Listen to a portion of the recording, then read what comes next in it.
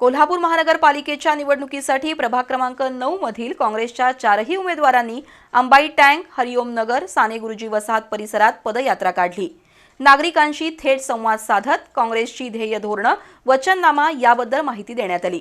तर आमदार सतेज पाटील यांनीही मतदारांच्या गाठीभेटी घेऊन कोल्हापूर शहराचा चेहरा मोहरा बदलण्यासाठी काँग्रेसला साथ द्यावी असं आवाहन केलं।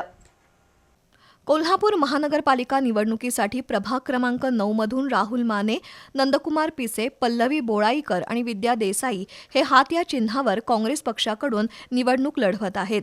या उमेदवारांनी साने गुरुजी वसाहत, फुलेवाडी, बोंद्रेनगर परिसरात प्रचाराचा धडाका लावलाय।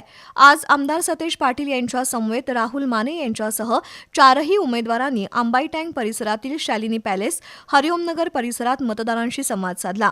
गेल्या 15 वर्षात काँग्रेसनं केलेल्या कामांचा आढावा सतेज पाटील यांनी घेतला। थेट पाईपलाईन योजना आणून शहरवासियांना मुबलक पाणी पुरवठा सुरू केलाय।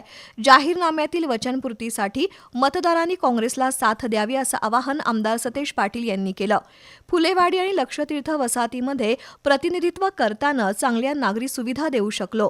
प्रभाग क्रमांक 9 सह शहराचा कायापालट करण्याची क्षमता केवळ काँग्रेसमध्येच असल्याचं माजी नगरसेवक राहुल माने यांनी सांगितलं। सुज्ञ मतदारांनी प्रभाग क्रमांक 9 मधील काँग्रेसच्या 4ही उमेदवारांना निवडून द्यावा असं आवाहन राहुल माने यांनी केलंय। यावेळी नंदू पिसे, सुनील देसाई यांच्यासह अमरसिंह पाटील, कॅप्टन तानाजी खाडे, ॲडव्होकेट किशोर नाझरे, प्राध्यापक आनंदराव पाटील, प्राध्यापक तानाजी मोहिते पाटील, प्राध्यापक बाजीराव पाटील, राजू बारटक्के, यशवंत चव्हाण, डॉक्टर प्रफुल्ल पाटील, सतीश जगदाळे, लक्ष्मण कळंत्रे, रजनीगंधा पाटील, मीना भोसले, अश्विनी जगदाळे, पूनम आडके यांच्यासह परिसरातील नागरिक उपस्थित होते।